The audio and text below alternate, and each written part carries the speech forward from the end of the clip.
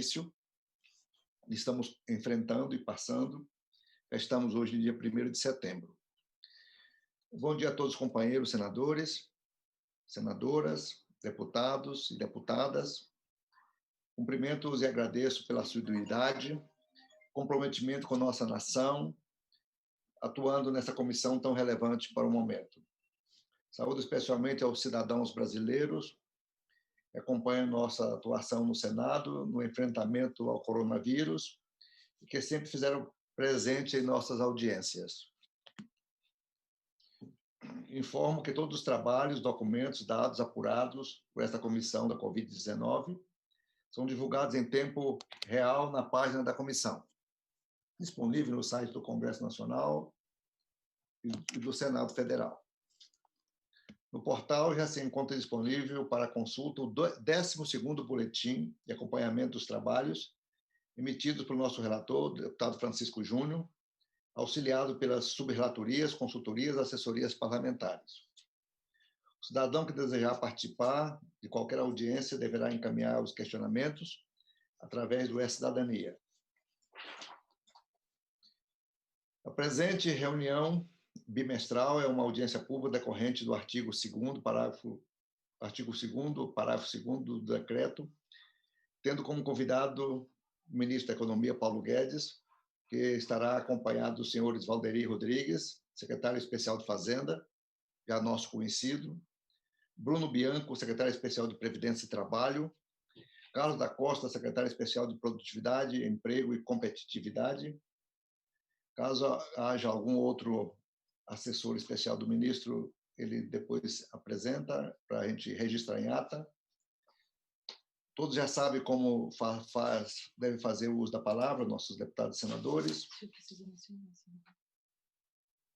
As questões de ordem e lideranças solicitadas ficam para o final da audiência pública. Nós temos quórum para votar a ata? Temos quórum, Lenita? Para abrir a sessão, sim. Ainda não, né? Mas para ata ainda não. Iniciaremos agora o debate proposto para a apresentação da avaliação da situação fiscal, da execução orçamentária e financeira, das medidas relacionadas. Perfeito. Eu declaro aberta a nossa sessão. O ministro Paulo Guedes já está aí? Já. O ministro Paulo Guedes? Já. Está, né? Então, nesse momento, eu passo a palavra para o ministro Paulo Guedes e seus acompanhantes. O tempo nós não vamos fixar, né? Mas o ministro, como nós temos um prazo normalmente de perguntas e respostas, para não demorar muito a nossa audiência, eu acredito que até 30 minutos dá para a gente conceder ao senhor ministro o uso da palavra. Então, ministro Paulo Guedes, Vossa Excelência está com a palavra. Ministro Paulo Guedes. Ministro Paulo Guedes. Muito obrigado, senador. Senador Confúcio. Os senhores me ouvem? Os senhores me ouvem? Muito bem, senhor ministro, muito bem. Estamos ouvindo bem. Perfeitamente. Então, bom dia, senador Bom dia. Confúcio. Bom dia. Bom dia, deputado Júnior, que é o nosso relator. Relator, não é? Relator. Então, e bom dia aos senadores e deputados presentes. Eu tenho que começar exatamente por uma observação que me foi atribuída, como se eu houvesse ofendido o Congresso e os senadores particularmente. Eu faço questão de começar exatamente com essa observação e esse esclarecimento. Eu tenho dito, desde o ano passado, que é um Congresso reformista, tenho elogiado o nosso processo democrático, o vigor da nossa democracia, sempre demonstrei enorme respeito pela Casa, particularmente a Casa da República, onde eu me refiro, como sempre me refiro ao Senado. E um dia, descendo do trabalho, saindo daqui às 9 da noite, 10 da noite do meu ministério, fui comunicado que houve um voto que eu considerei muito ruim para as finanças públicas brasileiras. Então, como uma forma de expressão, eu disse, isso é um crime contra o Brasil. A expressão foi essa, se referindo ao voto, nunca ao Congresso ou aos senadores. Há uma diferença muito grande entre o Congresso, que, eu sempre digo, está surpreendendo, o Brasil vai surpreender o mundo. Nós estamos fazendo reformas, e eu agradeço justamente ao Senado, aprovamos sessão onerosa, reforma da Previdência, saneamento, o auxílio emergencial, o benefício emergencial, que preservou 13 milhões de empregos. Quer dizer, é inegável a importância do Senado e dos senadores para toda essa agenda construtiva que nós temos implementado. Então, é evidente que eu não podia estar me referindo ao Senado. Quando eu digo que é um crime contra as finanças públicas, eu estava me referindo a um voto específico que tornava possível esse crime. Qual é o crime? Que é uma forma de expressão. Você transformar o dinheiro da saúde num dinheiro de aumento de funcionalismo. Então, era uma observação relativa ao voto em si. Ao voto em si. E é muito importante deixar claro também o seguinte, eu me senti... não passou nada como uma ofensa pela minha cabeça, passou um lamento, e não uma ofensa, passou pela minha cabeça um lamento. Eu sou, inclusive, amigo pessoal de vários senadores. Um estava comigo aqui um pouco antes da votação, votou contra. Para mim foi tão inesperado, eu nem pedi o voto. Para mim era tão claro que ele ia votar a favor que eu nem pedi o voto. Ele ficou 2 horas aqui comigo, depois saiu e votou contra. Isso para mim foi uma decepção tão grande que aquilo foi muito mais um lamento quanto ao voto em si do que uma ofensa. Inclusive, eu gostaria de esclarecer o seguinte, houve um acordo do Senado, da Câmara e do Executivo, junto com 27 governadores. Foi um acordo público, foi televisionado para o Brasil inteiro, todo mundo viu o acordo entre o Senado, a Câmara, o presidente e 27 governadores. E o acordo era o seguinte, vamos transferir quase 200 bilhões para estados e municípios. Precisamos que isso não seja transformado em aumentos salariais, porque existe uma compreensão no mundo inteiro que os gastos esse ano podem ser extraordinariamente elevados. Mas existe também uma compreensão no mundo inteiro de que esses gastos são transitórios. Esses gastos não são permanentes. Se nós transformássemos os recursos que foram distribuídos para a saúde, se nós transformássemos isso em aumento de salários, tecnicamente, o que é compreensível, que é um gasto extraordinário num ano de pandemia, viraria um desastre financeiro para o país, porque agora seriam gastos permanentes, com aumentos de salários, se transformados em aumentos de salários. Então, o que os senhores ouviram foi o lamento de uma pessoa, a decepção de uma pessoa, depois de acordos públicos entre o Senado, a Câmara e a Presidência, e eu me senti absolutamente abandonado e isolado, porque eu tive que correr primeiro atrás do presidente, primeiro atrás do Senado, depois que a coisa não tinha ido bem na Câmara. Depois tive que correr ao presidente para pedir um veto. E depois de tudo acertado, o veto, inclusive, implementado, de novo com apoio da Câmara e do Senado. Então, primeiro, Câmara e Senado fizeram um acordo. Depois, Câmara e Senado aprovaram um veto do presidente, num acordo também público. E aí acontece essa derrubada do veto. Para mim, foi uma sensação de completo abandono e de lamento pelo voto em si. Jamais uma ofensa. E nós estamos num regime democrático. Diariamente, há opiniões dos senhores deputados, dos senhores senadores, a respeito das medidas que nós tomamos. Algumas se referem até a pessoas, a mim. Eu já fui também... várias referências foram feitas a mim que não foram as melhores, nem mais elogiosas. Numa democracia, da mesma forma que as nossas medidas e o Executivo pode ser avaliado, eu imagino que também um formulador de política do Executivo possa se referir a votos, a qualidade de votos. Esse voto foi um voto muito bom, tecnicamente. Esse voto aqui é um crime contra as finanças públicas. Esse voto aqui é péssimo para o Brasil. Então, é uma avaliação quanto ao voto, é um direito democrático de quem formula medidas.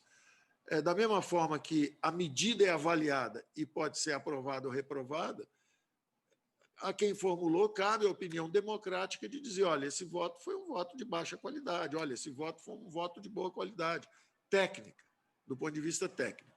Então, eu peço a compreensão de todos os senadores, inclusive amigos meus, que votaram contra e depois exigiram que eu vá ao Senado para me desculpar. Eu não tenho problema nenhum de ir ao Senado, mas com a maior sinceridade do mundo, eu não vejo em que eu tenha ofendido qualquer senador ou o Senado em si. Eu me referi ao voto, depois de acordos públicos. Aquilo foi uma decepção para mim.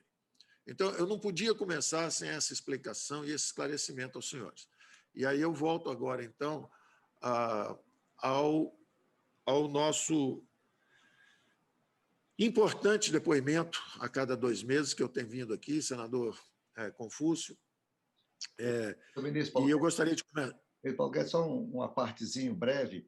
Esse trecho inicial da sua fala, nós vamos retransmitir ao presidente do Senado, com a sua justificativa, e ao líder Eduardo Gomes. Por favor. Eu vou passar para ele, de tal forma que eles se sintam satisfeitos com as suas explicações de Vossa Excelência, não é? E dê o caso por encerrado, se assim for da conveniência do seu presidente e do nosso líder, Eduardo Gomes. Ele deve estar já chegando, se não estiver na nossa sala, mais tarde inquirir. Então, esse tempo que o senhor utilizou nessa explicação, eu gostaria que a nossa comissão, o pessoal do tempo, não considere como tempo falado. Vamos contar, a partir deste momento para frente, o tempo necessário da sua apresentação. Eu peço aos senhores senadores e a todos os presentes que não usem o tempo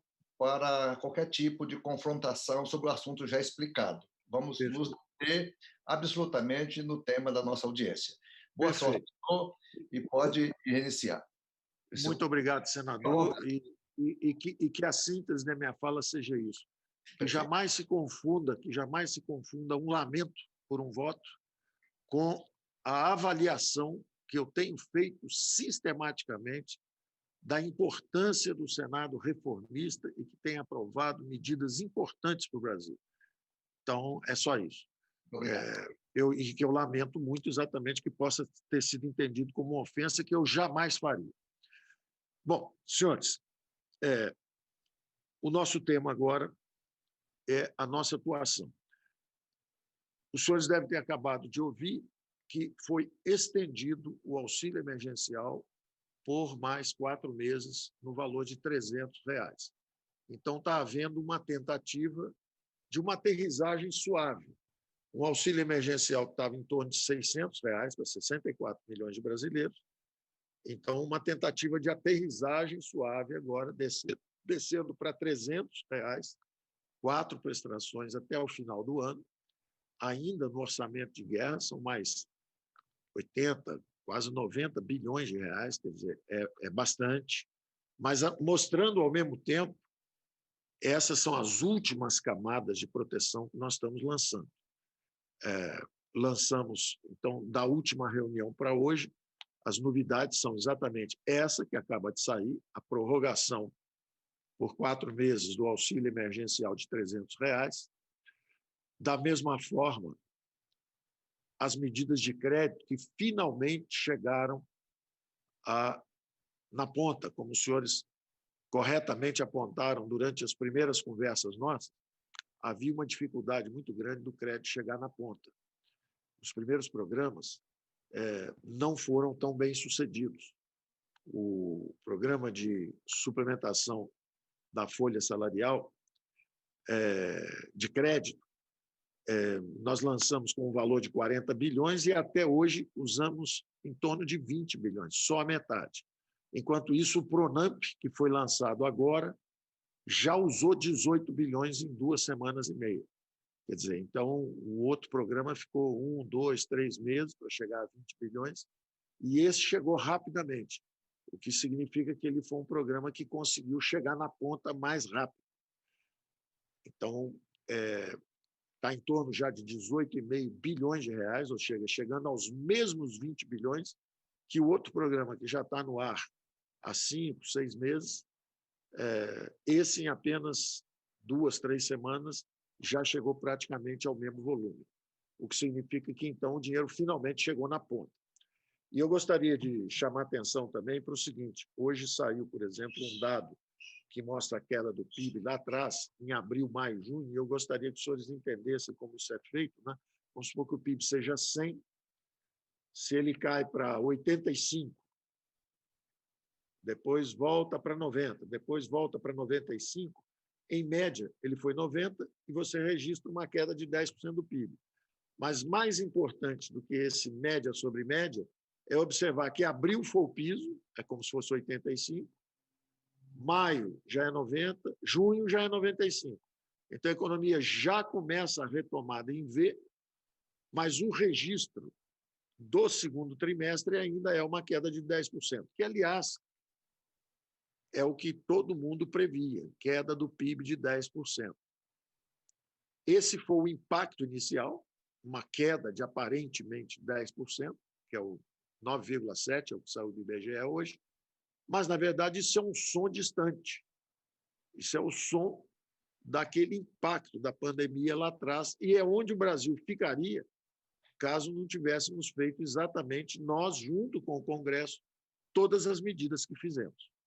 O que aconteceu realmente é que nós, com essas medidas que fizemos, conseguimos criar uma volta em V. A economia está voltando em V.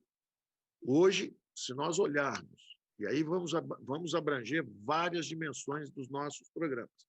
Por exemplo, nós soltamos quase 200 bilhões para estados e municípios. A queda de arrecadação foi de apenas 6%. Quando você pega o primeiro semestre desse ano sobre o primeiro semestre do ano passado, a queda de arrecadação de ICMS no Brasil inteiro foi de 6%. Muito menos do que esses recursos que nós distribuímos para estados e municípios. Demos 60 bilhões livres, mais 8 bilhões de transferência fundo a fundo para a saúde, mais 2 bilhões para o Sistema Único de Assistência Social, mais 16 bilhões do Fundo de Participação de Estados e Municípios, mais 30 e poucos bilhões de rolagem de juros e principal. Quando você soma tudo isso, foi muito além da queda de arrecadação de ICMS. Então, realmente, nossas medidas foram medidas vigorosas. O Brasil ficou um pouco acima da média dos países avançados e ficou quase o dobro da média dos países emergentes. E isso foi o resultado de uma atuação conjunta do Executivo com o Congresso. Nós desenhamos essas medidas, mandamos para o Congresso aperfeiçoou, ampliou algumas, e isso foi implementado. Então, revendo alguns dos programas mais bem-sucedidos. O programa de suplementação salarial, que nós chamamos de BEM, é o benefício emergencial, que permitiu renegociar, interromper os contratos de trabalho, renegociar o contrato, e o governo pagava uma parte da queda de salário. Esse programa foi um êxito absoluto. Foi um dos melhores programas desenhados no mundo. Isso está sendo reconhecido lá fora. Enquanto em vários países houve uma demissão em massa no mercado formal de trabalho, eu dou sempre o exemplo dos americanos, que é um mercado de trabalho muito ágil, muito flexível. Mesmo num mercado flexível como esse, 30 milhões de americanos foram demitidos no espaço de 2, 3 meses. Enquanto isso, 11 milhões de empregos foram preservados apenas por esse programa chamado benefício emergencial. Esse programa permitiu que o governo suplementasse o salário de quem renegociasse com a empresa. A empresa fazia a sua parte, que é manter o emprego. O trabalhador aceitava uma redução importante de jornada de trabalho e de salário. E o governo pagava uma parte dessa diferença de queda de salário, de forma que o trabalhador não sofresse o impacto da queda do salário. Então, caiu o custo para a empresa, mas foi preservado uma parte importante, substancial. Até um salário mínimo foi preservado praticamente o salário mínimo inteiro desse trabalhador, que são justamente os mais frágeis. O resultado é que, com 20 bilhões de reais, nós salvamos 11 milhões de empregos. 11 milhões de empregos são 1/3 da CLT, de 33 milhões. Então, o desemprego em massa, que atingiria o setor formal de trabalho, foi evitado por esse programa. E o importante é registrar os números. Quando o PIB estava caindo 10% lá atrás, no primeiro impacto da pandemia, que é o som que saiu hoje do IBGE, nós perdemos 900 mil empregos em um mês. Quase 1 milhão de empregos foram destruídos no mês de abril. Em maio, 300 mil empregos. Em junho, 30 mil empregos destruídos. Ou seja, perdemos 1 milhão e 200 mil empregos.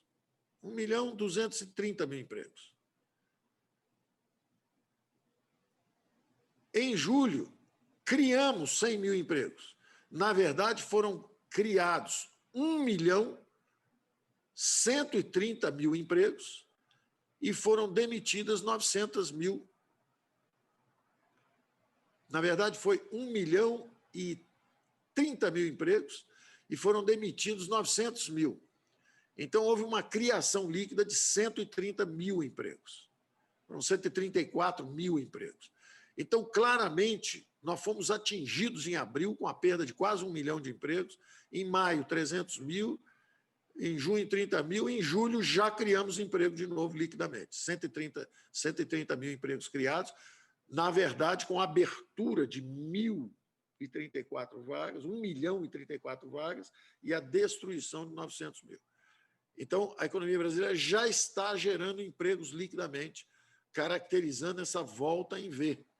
Uma economia que cria 1 milhão e 30 mil empregos em um mês é uma economia que já está voltando à atividade, mesmo que alguns setores ainda atingidos estejam perdendo 900 mil empregos. Então, é importante registrar isso e, principalmente, o seguinte: sim, perdemos 1 milhão e 200 mil empregos em 3 ou 4 meses.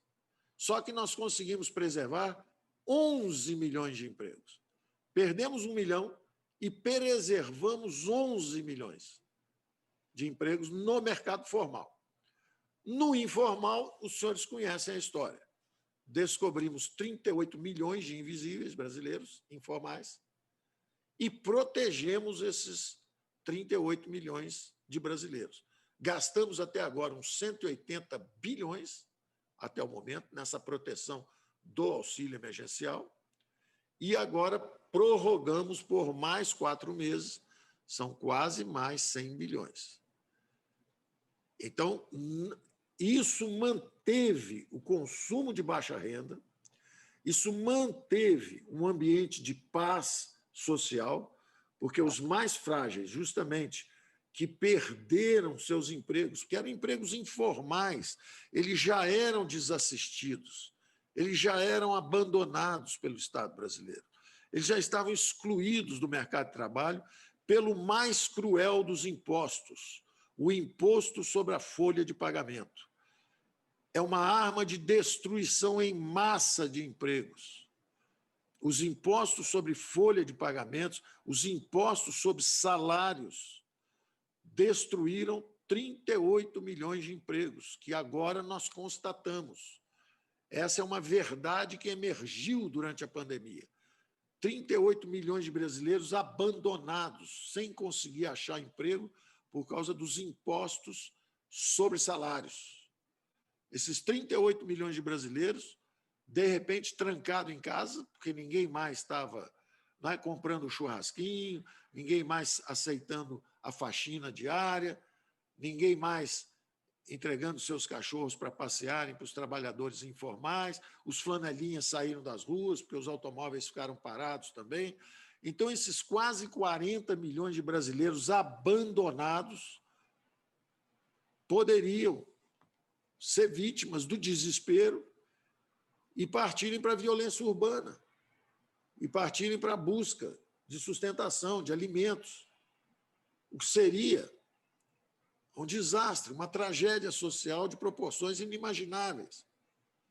Nós lançamos essa camada de proteção, que foi o auxílio emergencial, de novo, com apoio do Congresso.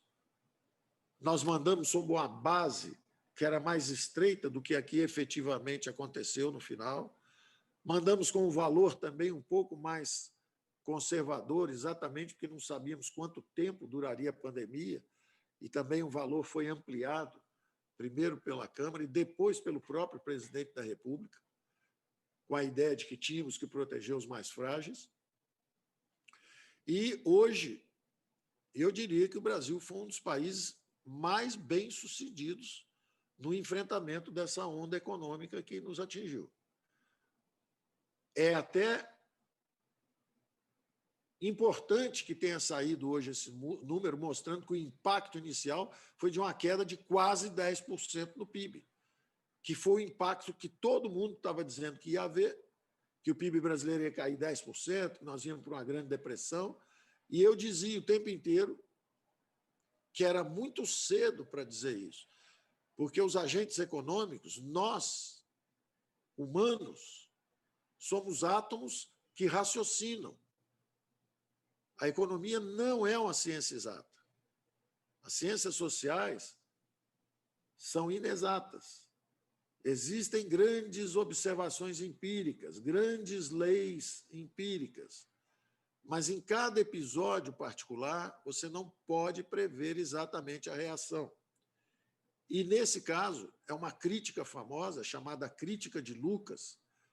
Toda vez que há uma mudança dramática na situação, os parâmetros se tornam endógenos, eles são, na verdade, endógenos o tempo inteiro, parecem parâmetros, mas, na verdade, os modelos ficam mais instáveis. Eu sabia disso. Então, eu dizia o seguinte, 10% pode ser esse impacto inicial. Não quer dizer que o PIB brasileiro vá cair 10%. Então, hoje, todas as estimativas são de uma queda entre 4% e 5%, quer dizer, praticamente a metade do que esse som que está chegando agora de um passado distante. Como a velocidade da luz é diferente da velocidade do som, você vê um raio muito cedo e o som chega muito depois. É a mesma coisa com a economia. Os nossos raciocínios diziam: o impacto vai ser muito forte, nós viajamos à velocidade da luz e projetamos um futuro que seria de queda de 10% do PIB. Errado. Chegou agora o som de uma queda inicial do PIB de 10%. Só que a realidade já é outra. Quando esse som chegou aqui, já é o som de um passado distante. Como a luz das estrelas que nós vemos foram emitidas há bilhões de anos atrás. O que você vê é o registro do passado. Foi esse som que chegou agora. O Brasil já está voltando a ver os dados mais recentes de energia elétrica, de impostos, de arrecadação de ICMS, de notas fiscais eletrônicas. Todos esses mostram, e as previsões dos economistas, os mesmos modelos que previam queda de 10% do PIB, estão prevendo hoje 4%, 4,5%, 5% de queda no PIB. E não acabou ainda. Depende do nosso trabalho. O nosso Congresso continua trabalhando incessantemente. Aprovamos o saneamento. Semana que vem, vamos, não sei se essa semana ou semana que vem, vamos para o gás natural, o choque da energia barata. Vem aí também o setor elétrico. Vem a BR do Mar, cabotagem, que vai derrubar também outro choque para derrubar o custo do Brasil. a energia mais barata para derrubar o custo do Brasil, a simplificação de impostos, porque a reforma tributária começou a andar também, estamos entregando na Câmara, entregamos a primeira parte, já vamos entregar uma segunda parte brevemente. Vem aí a reforma administrativa, foi decidida hoje pelo presidente na reunião de líderes, já anunciada, também hoje anunciada, vem a reforma da Câmara, a reforma administrativa para entregarmos para a Câmara. Então, é um Congresso que trabalha incessantemente para modificar o marco regulatório para os novos investimentos, destravarmos os investimentos, petróleo, óleo e gás, cabotagem, setor elétrico. Estamos encaminhando também o pedido de aceleração dos desinvestimentos. Queremos desinvestir para investir no capital humano, para fazermos programas sociais robustos. Vamos ter que enfrentar também a PEC do Pacto Federativo, para a recuperação de espaço fiscal. Temos que devolver os orçamentos públicos para a decisão da classe política. E está provado, esse ano, por exemplo, vamos ter uma inflação de 1,6%. O que aconteceu com o Fundeb? 130% de aumento. Quer dizer, o fato de ter despesa indexada não quer dizer que está garantindo nada. Você vê, nós mais do que duplicamos os recursos do ensino básico. Será que teria sido melhor ter um orçamento indexado em 1,6% para dar o dinheiro da educação? Ou é muito melhor a classe política tomar a decisão e, quando há uma prioridade, ela pode dar um aumento de até 130%? Da mesma forma como não for prioridade, ela também não dá o aumento. Ela não é escrava de uma indexação, ela não é escrava de uma obrigação. Os gastos obrigatórios crescem, espremem a classe política contra o teto, uma disputa feroz por recursos, que são 4% do orçamento, porque 96% do orçamento são geridos por um software, com programas lançados há 10, 15, 20, 30, 40 anos atrás. A classe política não vai se omitir. Ela vai dar um passo à frente e vai assumir os orçamentos públicos. Desobrigar, desindexar e desvincular as receitas, de forma que você possa decidir sobre 1,5 trilhão, que é o orçamento da União, fora os demais gastos, fora os fundos também, que senadores e deputados estão tratando na PEC dos fundos também. Juntar 3 ou 4 para terminar a Calha Norte, escoar os grãos pelo Canal do Panamá, encurtar a viagem para a Ásia em 10 dias, 12 dias. Fazer também uma saída, uma transperuana, conectarmos o Acre com a transperuana, para fazermos também, encurtarmos 10, 12 dias também a viagem pelo Pacífico, através de uma transpacífica, todos os grãos do Centro-Oeste. Esses investimentos de revitalização do São Francisco, a segurança hídrica no Nordeste, tudo isso existe recursos, investimentos públicos, sim. Então, nós temos que reassumir o controle sobre os orçamentos públicos. Isso será inevitável, nós vamos ter que falar sobre isso.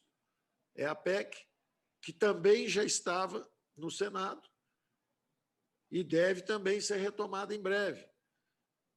Então, é um país que saiu do regime de reformas estruturantes para um regime de medidas emergenciais combatendo a pandemia. Estamos combatendo essa dimensão econômica com relativo sucesso.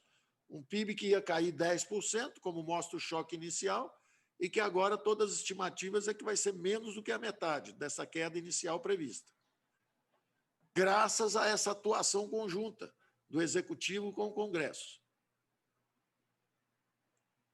E daqui até o fim do ano, vem ainda uma enxurrada de dinheiro. Eu gostaria de dividir com os senhores, exatamente porque são a comissão de acompanhamento, o seguinte: uma coisa é você anunciar o programa, como nós anunciamos, auxílio emergencial.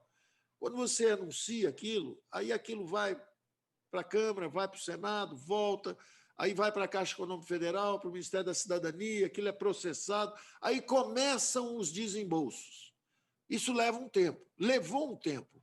Resultado, uma informação que eu não sei se os senhores têm, mas olha como é importante.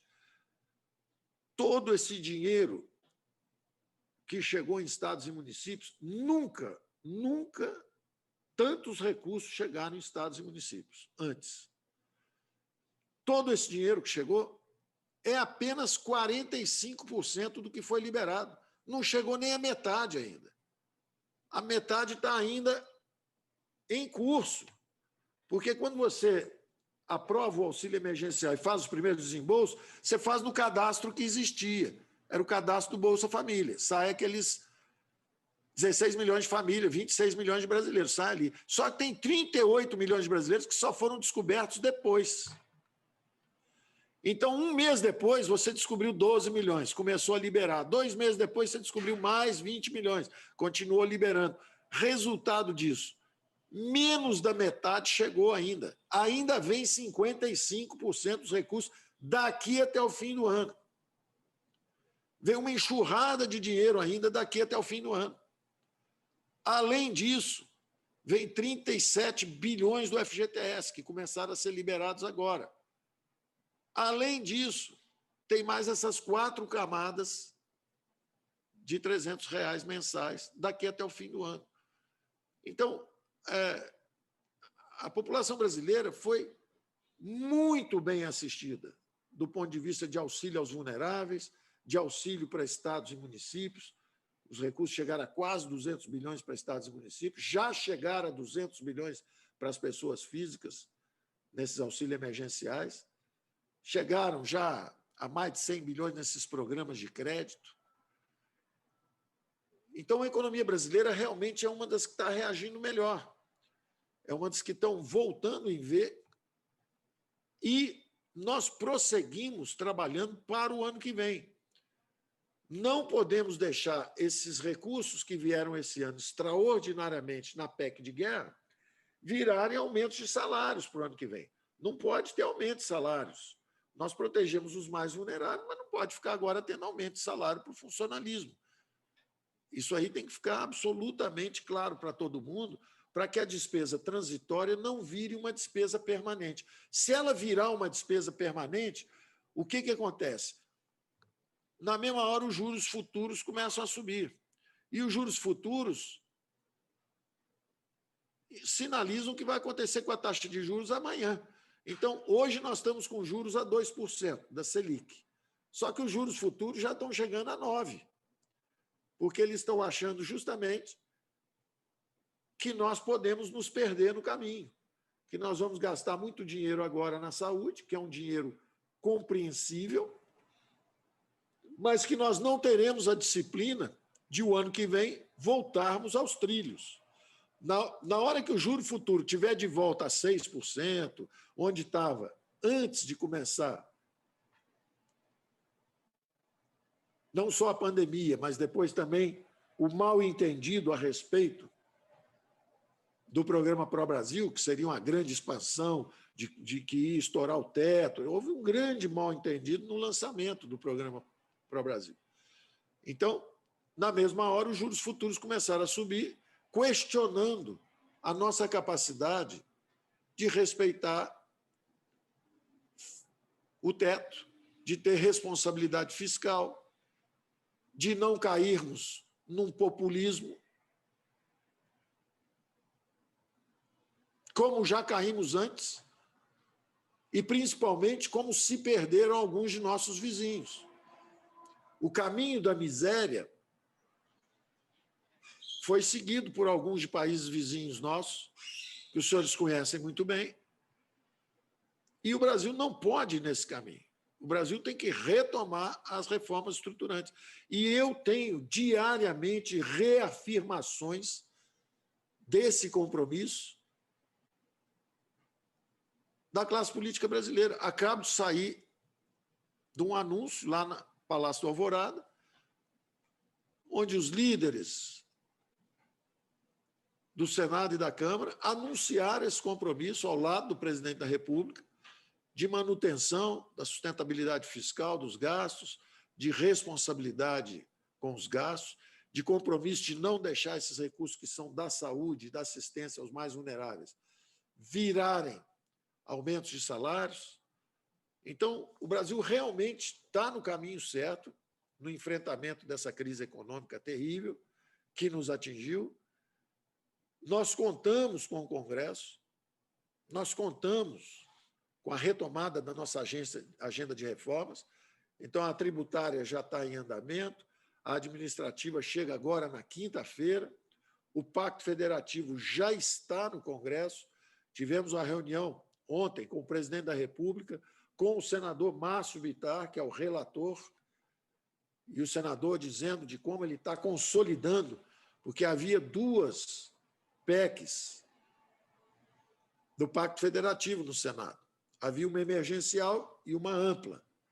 Então, o senador Márcio Bittar já nos explicou como ele está consolidando as duas numa só e como ela está sendo trabalhada. Houve uma conversa de 1 hora do senador com o presidente bastante comprometido também, e hoje o presidente anuncia a reforma administrativa. Então, a tributária já está em andamento na comissão mista, a administrativa chega pronta na quinta-feira, a proposta do governo pronta para então ser trabalhada pela Câmara, e o Pacto Federativo, nessa versão já consolidada pelo senador Márcio Bittar, pronta para ser disparada assim que a decisão política for tomada novamente. E eu reafirmo sempre que quem dá o ritmo das reformas é a política, não é a economia. A economia é uma ferramenta da política. A política é que decide a que momento disparar que reforma. Então, hoje foi disparada a reforma administrativa. Entregue será na quinta-feira, e a economia tinha já trabalhado isso com a equipe do presidente, já tinha trabalhado isso com os diversos assessores, com os outros ministérios. A nossa proposta de governo, quinta-feira, estará, então, na Câmara. Então, eu vou ficar por aqui, passamos às perguntas. Eu só gostaria de finalizar dizendo o seguinte: nós precisamos muito dessa ajuda do Congresso, não só como está acontecendo agora, no acompanhamento, na avaliação. Várias observações foram feitas aqui nas primeiras reuniões nossas, por exemplo, sobre o mau funcionamento das primeiras medidas de crédito. Tudo isso nos ajudou muito sobre como, conversando com os governadores, também mostrar que a economia leva os recursos até um certo ponto, mas depois que entra nos estados e municípios, a administração desses recursos passa a ser responsabilidade dos governadores e dos prefeitos. Então, essa conversa nossa é muito útil para haver todo esse esclarecimento para a população brasileira de que o Senado e a Câmara estão de olho no andamento desses programas, querem bons resultados, como é o correto, e também dizer que nós contamos com o Congresso para implementar essas reformas, destravar o horizonte de investimentos e ajudar o Brasil a voltar a crescer. Então, muito obrigado, senador Confúcio, e estou pronto para os questionamentos. Muito obrigado, senhor ministro. Eu comunico ao nosso relator Francisco Júnior, devido à presença na nossa sala o líder do Congresso, Eduardo Gomes. Vou passar a palavra para ele, para fazer alguns comentários que ele anteriormente me solicitou. E logo a seguir, deputado Francisco Júnior, o senhor terá a palavra para fazer as primeiras indagações ao senhor ministro. Então, com a palavra, o senador Eduardo Gomes, líder do Congresso Nacional. Eduardo Gomes. Eu vi que ele estava aí na sala. Eduardo? Senador Eduardo Gomes? Saiu provisoriamente. Ele se ausentou provisoriamente. Então, vamos retomar nosso rito habitual.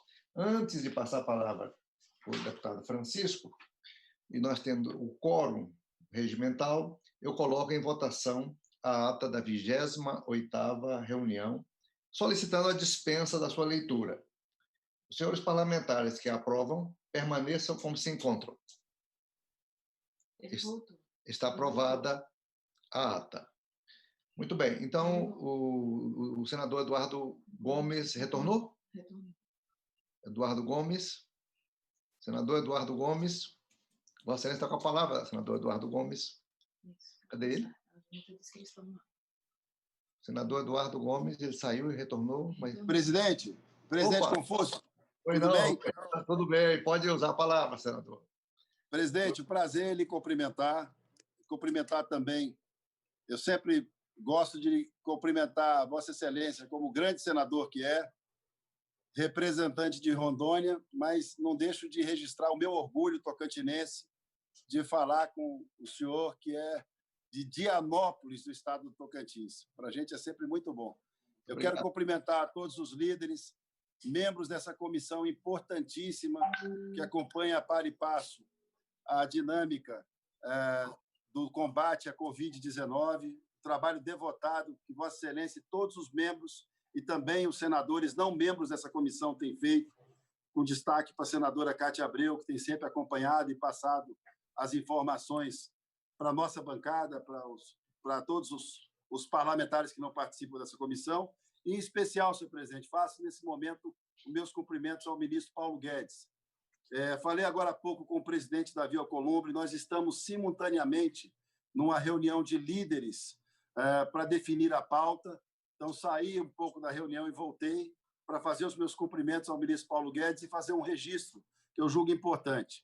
Primeiro, a compreensão absoluta das suas palavras no registro de respeito ao Senado da República e ao Congresso Nacional. Eu já vinha dizendo de bastante tempo que o ministro Paulo Guedes é recordista na República Brasileira, na história da República Brasileira, em presença e informações ao Congresso Nacional quando da discussão das reformas e de todas as matérias do governo. Sempre fez de maneira pessoal, presencial, com respeito ao presidente Davi Alcolumbre, aos senadores e senadoras, com respeito ao presidente Rodrigo Maia, os líderes da Câmara também dos deputados. Então, falando com o presidente Davi, ele vai se comunicar com todos os líderes, foi informado do depoimento, da fala do ministro Paulo Guedes acerca do episódio da votação do veto. Então, senhor presidente, eu peço mais uma vez, e sei que temos conversado entre nós mesmos, dos senadores e das senadoras, aquilo que a gente chama de retomada da agenda positiva do país, que não é uma agenda fácil, ela é positiva, mas ela é dura, porque ela versa sobre reformas, sobre equilíbrio do Estado brasileiro e sobre a preparação do Estado brasileiro na retomada da economia, num mundo que entrou em safety car, que está aquela corrida e o carrinho da Covid correndo na frente. Assim que o carrinho da Covid sair, o Brasil precisa ganhar algumas posições, e é isso que tem feito da vida do ministro Paulo Guedes uma verdadeira devoção ao equilíbrio do Estado, à aprovação das reformas e, principalmente, um trabalho que a gente sabe que não será feito sem a parceria, sem a identidade e o respeito mútuo do Congresso Nacional, do Poder Executivo e até, em alguns casos, do Poder Judiciário. Então, fica o meu registro, primeiro pela condução dessa comissão importante, que, mais uma vez, abre espaço também para aquele que vem, desde 2019, mudando o perfil da economia brasileira, e, há momentos recentes, tivemos do presidente Jair Bolsonaro a informação de mais 4 parcelas de R$ 300 para o auxílio emergencial, o que, na média, com os 2 meses que foram dados extras, dos 3 primeiros meses acertados, dá uma média de 6 meses de R$ 400 à população brasileira, sem contar o Pronamp. Então, estamos numa comissão que está falando de saúde, mas a saúde que o Brasil precisa também foi cuidada através do auxílio à suspensão de contrato de trabalho, do auxílio através do Pronamp, atendendo o pequeno e médio empresário. Então, nós estamos diante de um momento muito importante da República, onde homens da qualidade do ministro Paulo Guedes dedicam a sua vida para momentos em que a população brasileira precisa de amparo. Então, fica aqui o meu respeito, a minha gratidão à comissão, mas, principalmente, ao conforto de que o presidente Davi Alcolumbre, que é o autor do requerimento, sabe já dessa notícia. Então, a partir de agora, retomarmos a nossa linha de aprovação das reformas e de atendimento aos estados e aos municípios. Então, fica o meu respeito ao ministro Paulo Guedes, a toda a equipe econômica e, principalmente, a cordialidade, a civilidade e, acima de tudo, a atuação republicana do Congresso Nacional, do Poder Executivo, do Poder Judiciário, o fortalecimento da democracia. Ninguém reforma o Estado sem discutir, sem brigar, sem divergir, mas, quando a causa é boa, o resultado é bom para a população. Então, fica aqui meu registro, presidente. Muito obrigado. Muito obrigado a todos dessa comissão que está fazendo um trabalho espetacular de garantia, de equilíbrio fiscal e de notícias científicas fundamentais para o combate da Covid-19. Muito obrigado, senhor presidente. Muito obrigado, líder Eduardo Gomes, pelas suas palavras. Vamos dar continuidade à nossa audiência pública. Com certeza terá uma participação muito ativa dos senadores e deputados e também da população em geral. Esclareço que o uso da palavra será feito de acordo com a ordem de inscrição, através da função de levantar as mãos, né? Ou levantar a mão, do aplicativo, e que a ordem da fala será dada primeiro ao relator. Todos já são informados. Muito bem. Então, com a palavra, o deputado Francisco Júnior, pelo tempo de até 10 minutos.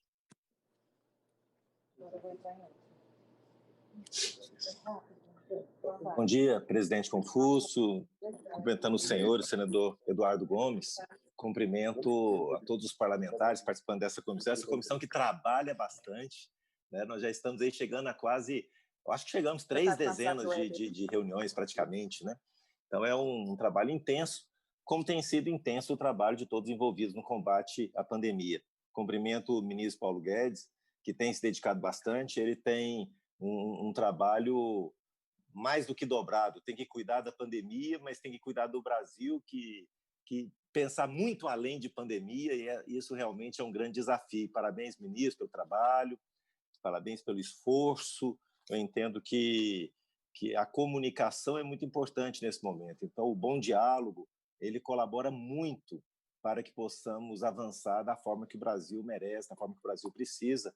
E eu achei muito interessante isso que o senhor disse aí em determinado momento, o senhor falando sobre a decisão política. Realmente, nós precisamos ter essa compreensão, de compreender as ferramentas que estão à nossa disposição. Agora, só fazemos política com muito diálogo, com muito bom senso, com o pé no chão e o olho onde queremos chegar, nos nossos objetivos. E precisamos traçar essa estratégia. E nós vamos combinar, não só com os russos, precisamos combinar com os deputados, com os senadores, com o mercado. Precisamos compreender esse cenário inteiro. E hoje nós estamos tendo que trocar o pneu, ajustar a mecânica, tudo como carro andando, enfrentando esse desafio da pandemia. Mas isso será histórico e nós venceremos. Eu creio nisto, e a intenção do Congresso, que é um Congresso reformista, é de dar contribuição para que possamos fazer o certo e o necessário. Então, eu penso que este é o ambiente e precisamos investir nisso para avançar. Dito isso, nós reconhecemos que, historicamente, o crescimento da receita pública ele esteve associado à expansão das despesas. Hoje, nós temos uma carga tributária da ordem de 34% do PIB, que é incompatível com uma economia de renda média como a brasileira. Por essa razão, ministro, nós temos uma forte resistência no Congresso Nacional e na sociedade em aceitar propostas que venham aumentar os tributos. Por outro lado, muitas das pessoas que defendem a manutenção da carga tributária são a favor da flexibilização do teto de gastos. Então, eu faço 2 perguntas para o senhor sobre isso. Haveria alguma incoerência em defender simultaneamente a manutenção da carga tributária e a flexibilização do teto de gastos? Isso é compatível? E segundo, é possível flexibilizar o teto dos gastos sem que, em algum momento, o país tenha que voltar a fazer um esforço fiscal ainda maior para conter o endividamento público. E, como a gente falava em ferramenta, será que não é interessante, nessa reforma, nós investirmos profundamente nas ferramentas tecnológicas que existem para nós, sem aumentar, mas evitar a evasão, evitar a sonegação, por exemplo, gerando mais justiça tributária também? Talvez que não seria um foco interessante nós investirmos neste aspecto, onde a gente acaba penalizando o bom pagador e o mau pagador acaba se safando de alguma forma. Outro aspecto, com relação às políticas sociais, fala-se que está em discussão em seu ministério o programa de Renda Brasil, que viria a substituir o Bolsa Família, com um valor maior e com uma maior abrangência. Uma das dificuldades é exatamente o financiamento dessa política sem que haja uma perda de controle das finanças públicas. Sabe-se também que a maior parte dos servidores públicos dos 3 entes da federação ganham até 4 salários mínimos, que ainda que haja uma elite que receba salários superiores a 20 mil por mês. Pergunta ao senhor, há alguma possibilidade de financiar esse programa social por meio da contenção salarial de todas as carreiras que ganhassem salários muito acima da média nacional? E também, como Vossa Senhoria avalia uma política assim, já que ela protege os servidores com menor renda e foca nos de maior renda, reduzindo as desigualdades em nosso país? E vamos um pouquinho mais além, com relação a um teto salarial real no serviço público brasileiro. Nós somos agredidos com informações de salários altíssimos. Sempre nós percebemos essas informações, sem nenhum critério. Nós temos um ponto de corte nos salários, que seria aí os 39 mil, mas comumente nós temos a informação de salários muito além, e há uma resistência muito grande até se discutir esse assunto. Isso não é uma violência aos olhos do trabalhador brasileiro? Como tratar isso? E, por fim, eu dividi minhas perguntas para ficar mais conciso. No final, eu faria outras perguntas, senador Confuso. Mas, por fim, segundo algumas análises, já estaríamos saindo do platô da pandemia e estaríamos caminhando para uma maior normalidade. Nesse sentido, eu pergunto e finalizo minhas perguntas.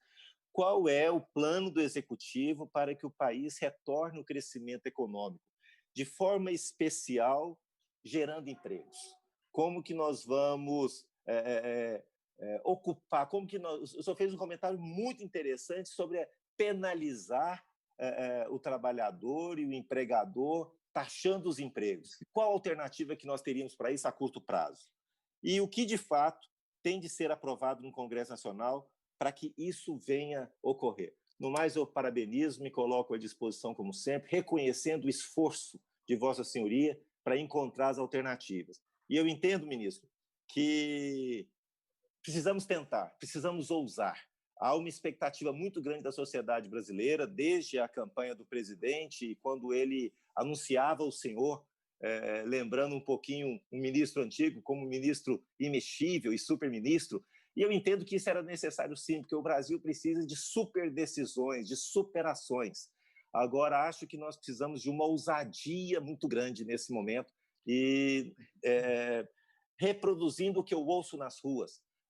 A sociedade espera essa ousadia, espera essa ação. Coragem, eu sei que o senhor tem muita, e seria muito necessário que nós pudéssemos trazer à mesa nesse momento onde o Brasil gera muita expectativa, mas junto com a expectativa nós temos que gerar emprego e riqueza.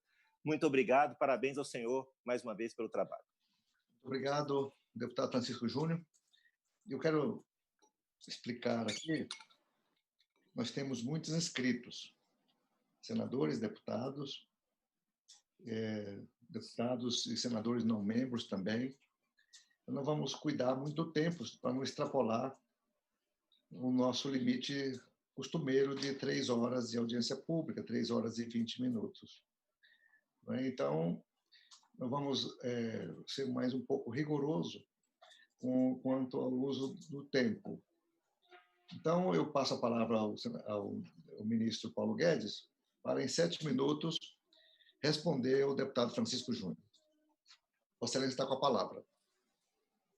Primeiro, agradecer as gentis palavras do senador Eduardo Gomes e também a gentileza do deputado Francisco Júnior, como sempre colocando questões bastante importantes. Primeiro, os impostos chegaram a 34% do PIB. Vindo há 40 anos atrás, eles estavam em torno de 18% do PIB. Quer dizer, praticamente nós dobramos a carga tributária do país ao longo das últimas 4 décadas. E isso chegou praticamente ao limite. Boa parte da nossa campanha, então, dizia o presidente, que nós vamos controlar os gastos, porque se você sai aprovando gastos e depois é obrigado a aumentar os impostos para fechar o circuito, isso tem sido uma constante ao longo dos últimos 40 anos. E isso era justamente a diferença, dizia eu à época, entre a receita liberal-democrata e a receita social-democrata. As coalizões de centro-esquerda, elas vão gastando na frente e depois vão levantando os impostos. E aí sobem os juros também, porque você tem que... Todas as disfunções econômicas que nós sofremos no passado vinham desse excesso de gastos. O governo gastava muito e financiava com moeda. Aí nós fomos para a hiperinflação 2 vezes, 2 surtos de hiperinflação. Seguimos gastando muito, mas aprendemos a importância de um Banco Central. Então, não tínhamos mais hiperinflação, mas trocamos para o endividamento em bola de neve. Então, nós não impunhamos mais a hiperinflação, penalizava os mais frágeis, os mais pobres, mas passamos a penalizar nossos filhos e netos, nos endividando em bola de neve, por não enfrentar o desafio do controle de gastos. Então, nós dizíamos o seguinte, nós vamos ter que travar os gastos, nós vamos ter que travar esses gastos. E aí vem justamente a pergunta seguinte dele, vamos flexibilizar esse teto de gastos? A criação do teto de gastos foi justamente um grito desesperado. Como os gastos cresciam sem parar, alguém chegou um dia e falou assim, olha, bota um teto, só que um teto sem paredes, o teto cai. As paredes são as reformas para sustentar aquele teto lá. E é o nosso esforço. Nós estamos tentando justamente fazer as reformas para impedir que o teto caia sobre as nossas cabeças. Há um agravante, é que além do teto estar nos comprimindo, o piso sobe, porque as despesas obrigatórias são indexadas. As despesas obrigatórias são indexadas, são vinculadas. Então, o que está acontecendo conosco? Nós estamos sendo comprimidos contra o teto. Ou vai quebrar o teto em algum momento, ou nós vamos travar esse piso. A PEC do Pacto Federativo é essa trava no piso. Ela diz o seguinte, olha, vamos assumir o controle dos orçamentos. Não tem mais tudo automático, tudo vinculado. Vamos desobrigar, vamos desindexar, vamos desvincular. E quem decide é a classe política. Por exemplo, eu acho que a educação tem que receber mais 130%. Ok, está aí o Fundeb, 130% de aumento no ensino básico. Eu não preciso dar 1,6%, que é o que está indexado. Saúde, eu acho que numa frente de uma pandemia dessa, nós precisamos abrir uma exceção para o teto e gastar mais. Ok, gastamos, mas continuamos com o propósito do teto, que é o seguinte, uma promessa de controle de gastos, uma promessa de seriedade, onde não tínhamos seriedade. Então, pelo menos prometendo, nós nos comprometemos a fazer o esforço. Então, o teto foi esse grito desesperado. Ora, não há teto na Alemanha, não há teto nos Estados Unidos, não há teto em países mais avançados, onde a classe política assumiu o controle e a responsabilidade pelos gastos. Agora, se ela mesmo não consegue controlar, porque está tudo indexado, está tudo vinculado, está tudo obrigatório, ela também não pode ser culpada. Então, ela bota lá um teto para falar, olha, alguém, algum dia, por favor, controle esses gastos aí. E é isso que está acontecendo. Nós estamos sendo comprimidos contra o teto por esse descontrole. É possível flexibilizar o gasto? Ora, os senhores veem que quando há um motivo de força maior, que não seja justamente o descontrole da classe política sobre os orçamentos, e sim um movimento para erradicar o problema de saúde, foi possível excetuar-se o limite de teto e os mercados compreenderam, porque não foi uma ação populista, não foi uma ação de irresponsabilidade fiscal, foi o princípio de precisamos ajudar os brasileiros. Acabou esse surto da pandemia, nós temos que mandar o sinal de que tudo volta ao normal e continuamos respondendo com essa responsabilidade fiscal ao desafio de controle de gastos. Agora, suponha que nós conseguimos, com o Pacto Federativo, desindexar, desobrigar e desvincular. Eu acho que dentro de 2, 3, 4 anos ninguém mais fala em teto, porque a classe política vai ter o controle sobre os orçamentos, o crescimento da economia 3%, 4%, a inflação 2%, 3%, quer dizer, o bolo cresce aí 7%, 8%, você tem controle sobre o gasto. Se você quiser, você expande o gasto. Se você não quiser, você não expande. Então, não existe crise quando as receitas, o país cresce 3%, 4% ao ano, e a inflação é 2%, 3% ao ano, o bolo aí cresce 6%, 7%, 8% ao ano, o bolo de receitas. Você tem que se esforçar muito para fazer uma crise.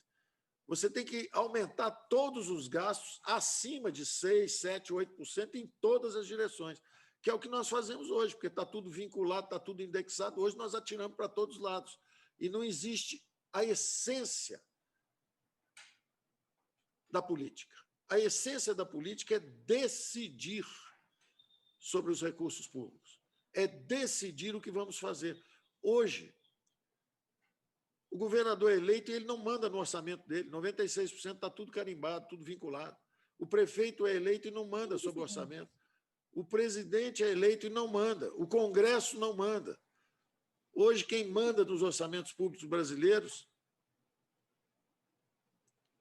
são grupos de interesse que capturaram parcelas orçamentárias e indexaram tudo. Então, está tudo indexado, tudo vinculado, tudo obrigatório. E a classe política não consegue decidir sobre como melhor usar os recursos. Então, eu acho que o teto, dentro de alguns anos, vai se tornar supérfluo. Mas hoje ele é ainda a única âncora que sobrou. Um país que tem todas as despesas obrigatórias indexadas e vinculadas. Renda Brasil, perguntou o senhor, realmente, o Renda Brasil que nós estávamos fazendo, muito antes do Covid, nós estávamos trabalhando num programa, e isso é importante, sabe? O Brasil é o resultado de várias gerações trabalhando. Então, foi lançado lá atrás o Bolsa Escola, tinha o Vale Gás, o Vale Transporte, aí veio o governo Lula e unificou esses programas. E isso é uma evolução. Ele focalizou e tornou mais robusto o programa. Agora, o Renda Brasil que estava sendo estudado é justamente uma nova consolidação de programas. E cada vez indo mais fundo. O nosso Renda Brasil que estava sendo e continua sendo estudado, por isso que o presidente lançou essa camada de proteção mais 4 meses, para que os estudos se aprofundem, mas o nosso estudo ele consolidava 26, 27 programas sociais que estão sendo consolidados e eles vão cada vez mais fundo, porque o problema não é só o assistencialismo, o conteúdo assistencialista, que é necessário, você tem que atender realmente aos mais frágeis, mas também o trabalho de remoção de pobreza futura, que é justamente o foco na primeira infância. Você precisa de um foco na primeira infância, que é de 0 a 7 anos, que a identidade, o aparelho cognitivo, toda a visão de mundo de uma criança é formada, de um futuro cidadão é formado. Então, o nosso Renda Brasil ele estava focalizado, ele é em camadas, ele consolida vários programas, e nós estamos nessa refrega, nesse vigor, ao sabor ainda da pandemia. Então, o presidente falou, olha, melhor vamos estudar isso um pouco mais. Eu estou sentindo aqui que eu estou pegando o dinheiro do abono salarial, aí, que é de uma faixa de 1 a 2 salários mínimos, e transferindo isso para os mais pobres ainda. Eu falei, não, presidente, nós estamos só consolidando os programas todos, né? Mas nós vamos pegar também dinheiro do andar de cima, vamos pegar do andar do lado, nós temos que consolidar tudo. Mas então deixa um pouco para frente, trabalha isso um pouco mais, e a gente conversa de novo ali na frente. Foi a opção do presidente. Como eu digo sempre, é a política que tem os votos, é o presidente, é o Congresso, é o Senado, são os deputados, senadores, é o presidente, são os governadores. Quem tem voto é que manda. Nós temos que instrumentalizar, nós temos que mostrar quais são os recursos e as opções. Então, se não houver o uso de recursos que estão com o andar de cima, você não vai conseguir reforçar o andar de baixo. Então, isso vai ser revisitado. E aí a sua observação quanto a supersalários, salários astronômicos no setor público, tudo isso vai ficando cada vez mais claro, transparente, a opinião pública cada vez mais intolerante. Os senhores veem que, às vezes, até a reação, até quando houve esse mal-entendido sobre o problema do Senado, a reação pública foi toda dizendo, olha, é um crime mesmo contra a opinião, contra o país, é um crime. Isso já demonstra uma certa maturidade da opinião pública de não estar disposta a aceitar abusos, salários astronômicos, tudo isso. Isso tem que ser revisitado agora na nossa reforma, né? E, finalmente, o seu último ponto, que é o mais desafiador, que é essa ousadia, que é essa vontade de mudar, eu acho que os passos realmente podem ser cada vez mais ousados. Vamos realmente pegar esses recursos que estão sobrando, às vezes, com o andar de cima, vamos canalizar para o andar de baixo no Renda Brasil. Se um grande problema brasileiro é a desigualdade social, vamos enfrentar esse problema. Se o segundo grande problema brasileiro é o desemprego em massa, com 38 milhões de brasileiros que não conseguem trabalhar no mercado formal, que estão desassistidos, não tem capital, tecnologia, não tem nada, são vítimas de baixa produtividade. Nós temos que enfrentar isso. A resposta ousada é desoneração da folha. Então, a resposta ousada para a desigualdade é Renda Brasil robusto. A resposta ousada para o desemprego em massa é desonerar as folhas de pagamento. A resposta ousada para o crescimento, para trazer o crescimento, melhorar o ambiente de negócio, é uma reforma tributária que simplifique e reduza os impostos para quem cria emprego, para quem traz inovação, para quem investe, e um aumento para quem distribui os dividendos, que hoje não pagam e que, na verdade, estão tirando recursos que podiam gerar emprego, gerar renda, gerar crescimento, gerar inovações, e a pessoa está tirando da empresa para levar para o seu consumo pessoal. Ótimo, então tributamos aqui, e não tão grande na empresa. Temos que ter essa ousadia mesmo de reduzir os impostos das empresas, aumentar o imposto sobre a distribuição de dividendos, avançar principalmente em destravar o horizonte de investimentos. Essa é a grande ousadia. Cabotagem pode derrubar 30%, 40% o custo de transporte. 80% da população brasileira vive exatamente ao longo da costa e 80% do custo de transporte, então, poderia ser via do transporte. A indústria produz em São Paulo, quer mandar alguma coisa para o norte. Tudo isso, ou produz lá no sul aço e manda para o norte. Tudo isso podia estar sendo transportado a um custo muito mais barato. Da mesma forma, gás, o choque do gás, derrubar 30%, 40%. Todo esse custo do Brasil, impostos elevados, vamos reduzir e simplificar. Custo de transporte marítimo muito elevado num país que tem 8 mil quilômetros de costa e 80% da população vive na costa. Então, nós temos que derrubar em pelo menos 20%, 30%, 40% o custo de transporte marítimo. Então, vem aí a BR do Mar, vamos aprovar a cabotagem no Senado e na Câmara. Vamos derrubar 30%, 40% o custo da energia, com o gás natural, o petróleo. Tudo isso está nas mãos desse... Meu ministro, vamos passar à frente sobre cabotagem, com certeza absoluta. A senadora Cátia Abreu vai abordar esse tema que ela domina muito bem. Primeiro, deputado Felício Laterça, Rio de Janeiro, perfeito, ele explicou a crise sanitária, o excesso de gastos que veio e a ameaça de 100%, chegando a dívida PIB, chegando a 100%. As primeiras estimativas é de que todos os economistas diziam, quando nós entramos, há uma interpretação muito errada, né? Porque diziam o seguinte, bom, o senhor está prometendo zerar a dívida, o senhor está prometendo zerar o déficit, vender todas as estatais. Eu, vindo do setor privado, em vez de uma coisa como era feita antes, que o próprio governo perguntava assim, quanto é que dá para gastar? Em 160. Então, qual é a nossa meta? Bota aí 160. Aí chegava no final do ano, isso aconteceu no final do governo Temer, anunciava, olha, gastamos só 138 bilhões. reduzimos em relação ao que era previsto. Então, se você bota uma meta muito alta, você acaba cumprindo e surpreendendo, dizendo que fez um belíssimo trabalho. Eu já fui numa ênfase diferente para o setor privado, é o seguinte, você trabalha com objetivos grandes, ambiciosos. E você diz, e as estatais? Quero vender todas. E a meta? Qual é a meta? Bom, eu quero zerar o déficit assim que possível. Você indica a direção e faz o possível, que, como eu digo, o possível depende da política. É a política que decide o ritmo, é a política que decide a intensidade, mas você, pelo menos, deixa claro o sinal que está seguindo. Então, o que acontece? Nós seguimos nesse caminho e conseguimos reduzir o déficit, que era de 138 no último ano lá do governo Temer, nós reduzimos para 90 de um ano para o outro. Foi uma queda dramática, 30%, 40% de queda. As previsões todas é que nós só conseguiríamos estabilizar a relação dívida-PIB, que foi a preocupação do deputado Felício, só no quarto ano do governo. No primeiro ano, nós derrubamos de 76,5% para 75,8%. No primeiro ano, contra todas as expectativas, nós derrubamos a relação dívida-PIB. Desalavancamos bancos públicos, desestatizamos 150 bilhões de reais de desinvestimentos, né, que nós fizemos, não é? Na verdade, nós desinvestimos os 150 bilhões ao ritmo que fizemos no primeiro ano, que eu considero um ritmo fraco. Nós desinvestiríamos 600 bilhões, mais da metade de 1 trilhão, que eu falava que era uma meta nossa de desinvestimentos. Então, eu compartilho dessa sua preocupação com rolagem de dívida.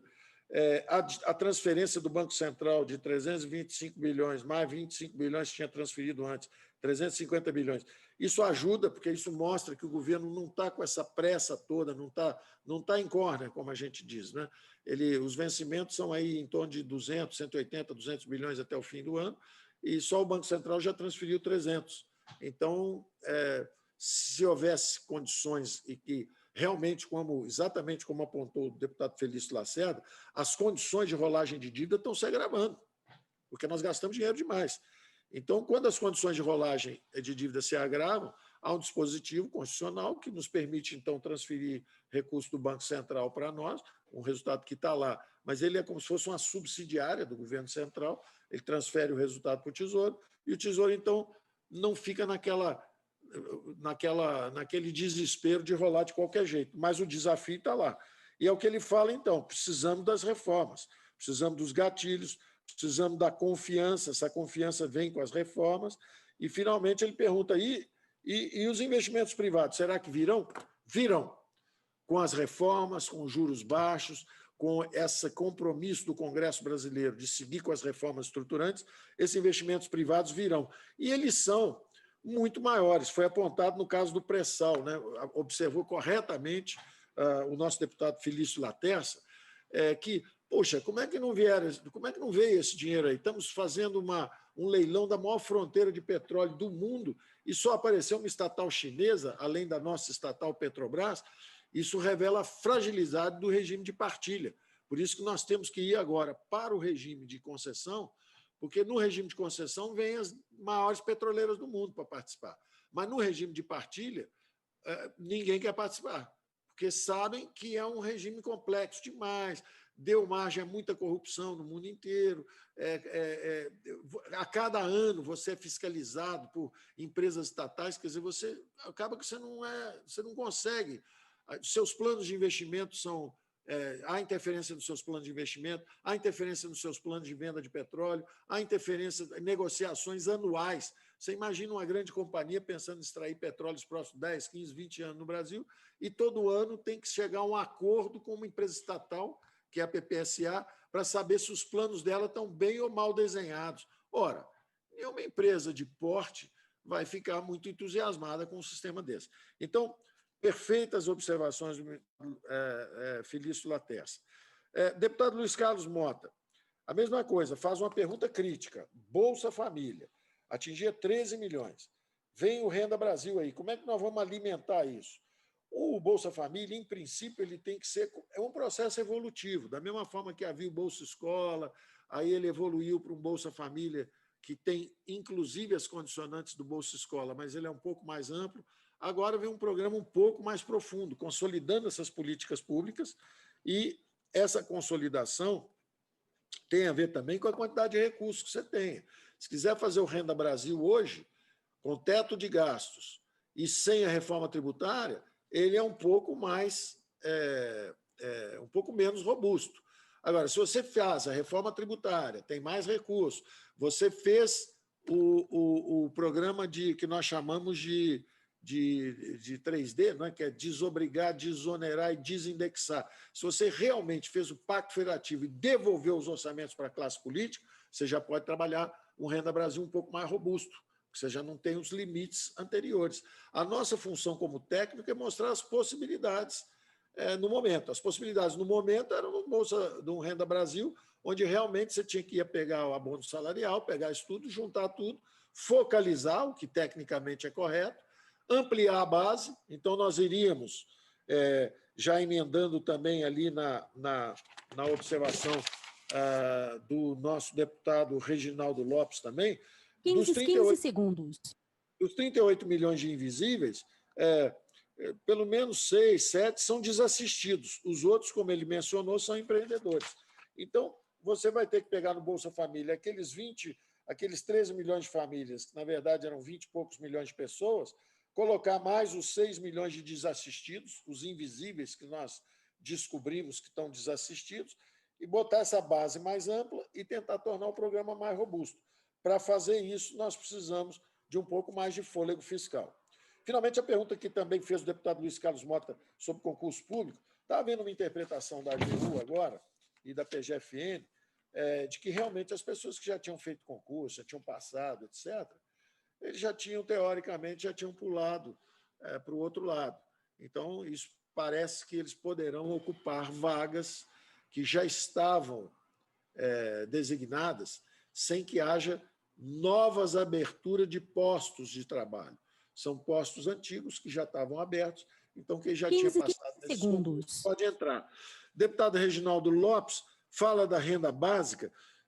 Nós vamos trabalhar juntos certamente nisso, deputado. Só não gostamos do conceito universal, preferimos um conceito de renda básica de cidadania, esse era o conceito do Renda Brasil, porque quando você fala universal, você vai dar também para pessoas muito ricas. Os senhores deputados, senadores, e vários empresários, todo mundo vai receber. Se ela for universal, nós todos vamos receber. Nós não podemos fazer isso, nós temos que focalizar isso justamente na renda básica de cidadania. Perfeito, ministro Paulo Guedes.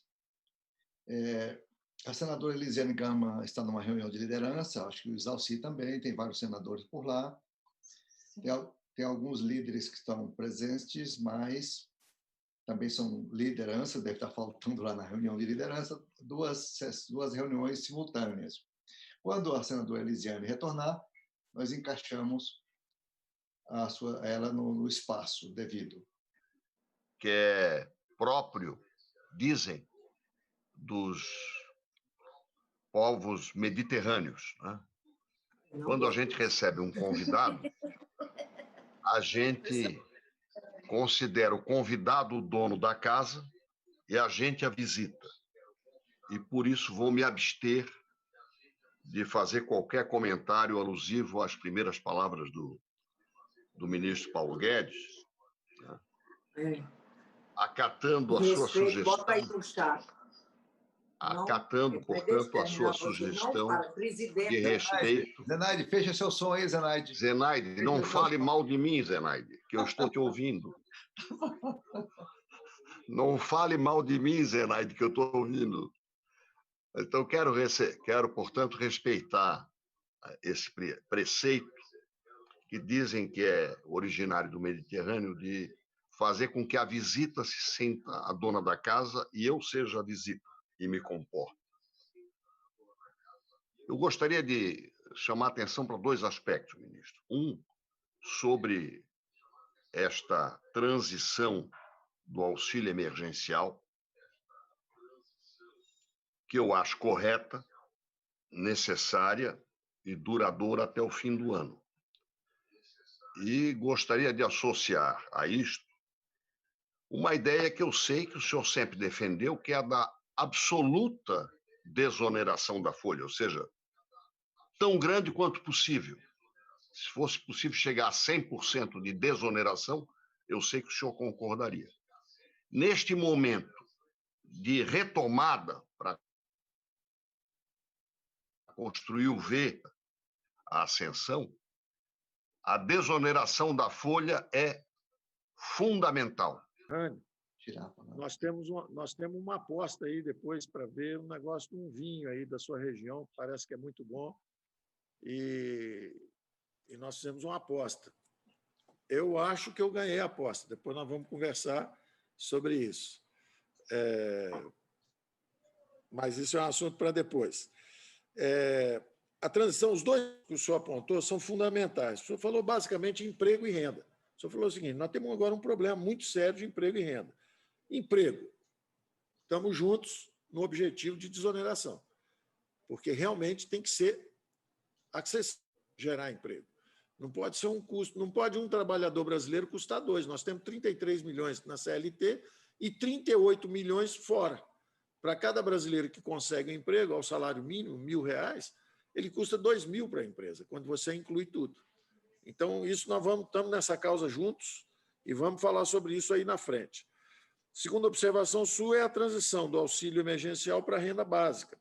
Como é que nós vamos fazer isso? E realmente é uma discussão um pouco mais complexa, por isso que o presidente preferiu fazer o seguinte: vamos jogar isso, essa camada de auxílio emergencial mais um tempo e vamos nos aprofundar nesse debate.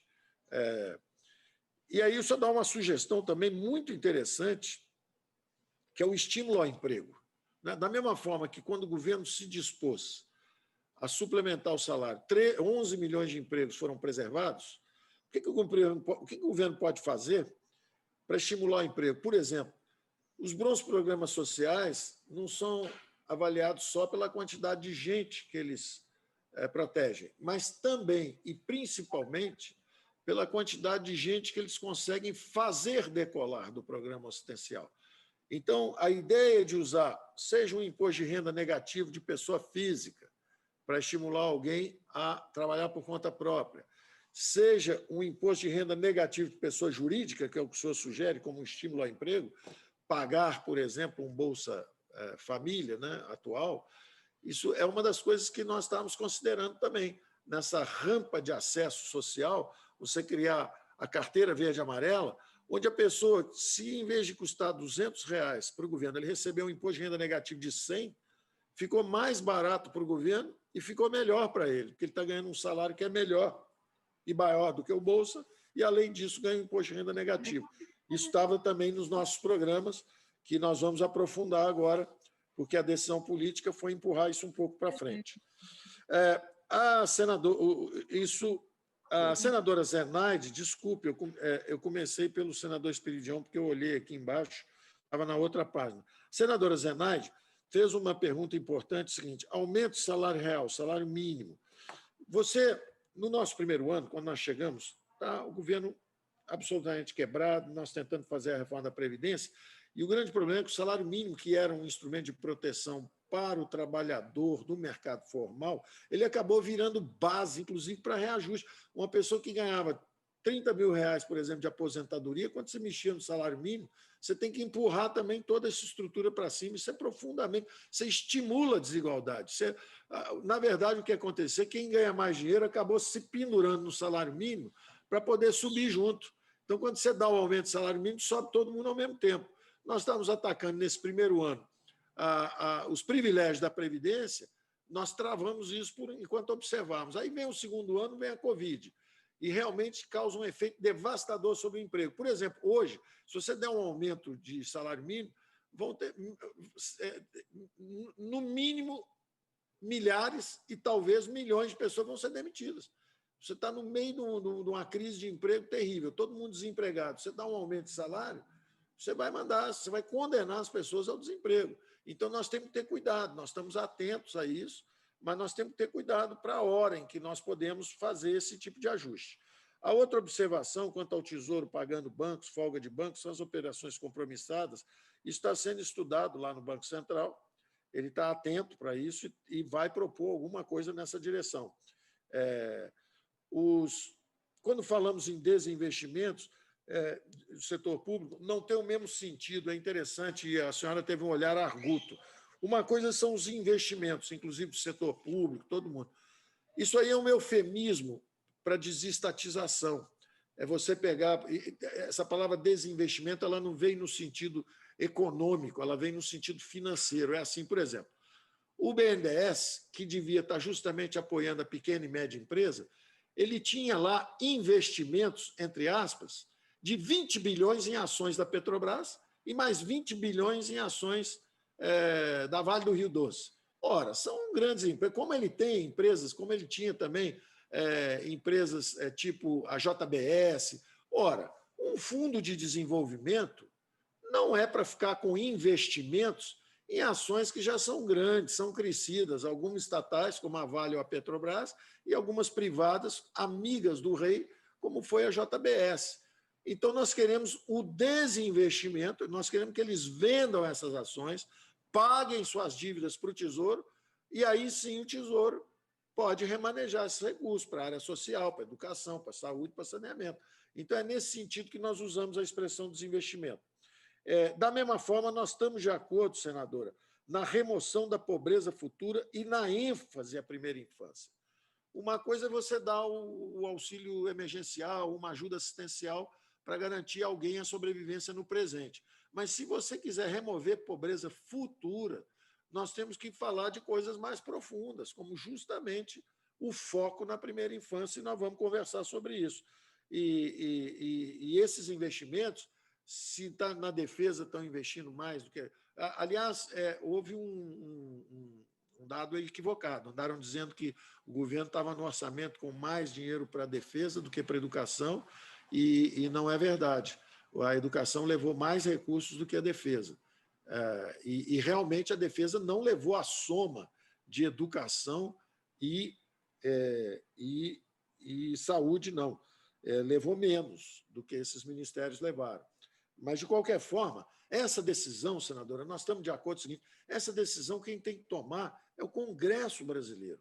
Hoje está tudo indexado, chegou a ponto, inclusive, do ministro da Defesa falar, olha, então também bota aí 2% do orçamento para a defesa. Já que tem carimbado dinheiro para a saúde, dinheiro para a educação, dinheiro para isso, dinheiro para aquilo, bota aí também o dinheiro da defesa carimbado. Quando, na verdade, essa é uma decisão que o Congresso Nacional, junto com o presidente, tem que ter essas conversas e essas decisões sobre o orçamento público. Essa é a essência da política. E hoje a essência da política é negada por um orçamento todo carimbado. Senadora Elisiane Gama fala das fontes do Renda Brasil. Quais seriam? Se haveria cortes de outros programas sociais. Na verdade, o programa, quando foi feito o Bolsa Família, ele foi até um padrão interessante de focalização. Ele pegou vários programas sociais que existiam, Vale Gás, Vale Transporte, Bolsa Escola, juntou isso tudo e focalizou nos mais pobres. Nós estamos conversando, nossa equipe já fez mais de 10, 15 reuniões, nós estamos conversando há mais de um ano com os maiores especialistas. Eu tive 2 ou 3 reuniões, mas a equipe já teve mais de 10, 15 reuniões com todos os economistas. Zé Márcio Camargo, que foi o pai do Bolsa Escola, depois foi um dos pais também do Bolsa Família, o que veio lá da mesma universidade que eu, da Universidade de Chicago, o Paes e Barros. Então, Zé Márcio Camargo, Ricardo Paes e Barros, esse pessoal todo vê esse processo como uma evolução no tempo, são conquistas. Então, independente de ser partido A, partido B, é um processo evolucionário onde a sociedade brasileira vai tomando consciência dessas desigualdades e vai robustecendo esses programas. Então, o nosso Bolsa Família, o nosso Renda Brasil, que vinha consolidando seguro-defeso, paga R$300 só 3 meses, depois para de pagar o resto do ano. Nós íamos consolidar isso. Abono salarial, ele é dado para quem ganha entre 1 e 2 salários mínimos. Ora, 75% dos trabalhadores formais brasileiros recebem menos de 1,5 salário mínimo.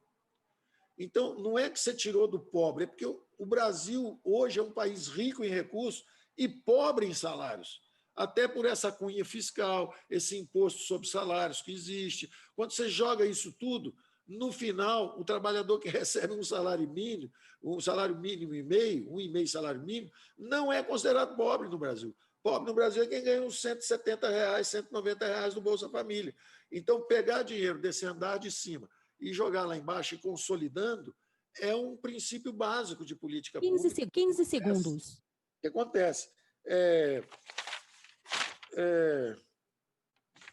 Então, foco na primeira infância, tributar o andar de cima, tirar privilégio do andar de cima e transferir para o de baixo, é o que tem que ser feito. Faltou ainda o senador Isalci. O Brasil pós-Covid. Nós vamos falar disso um pouco à frente, para eu não. Eu prometo que eu falo disso no final, porque é o Brasil pós-Covid que vem aí. E o problema do crédito para pequena e média empresa, todo mundo reclamava. Agora tem menos gente reclamando, mas vamos chegar lá. Já estamos, inclusive, chegando nas maquininhas. Até as maquininhas, estamos separando aí mais 10 bilhões para crédito de maquininha. Crédito de R$2.000, R$3.000, R$5.000. Então, nós estamos chegando bem na base da pirâmide mesmo. Obrigado, ministro.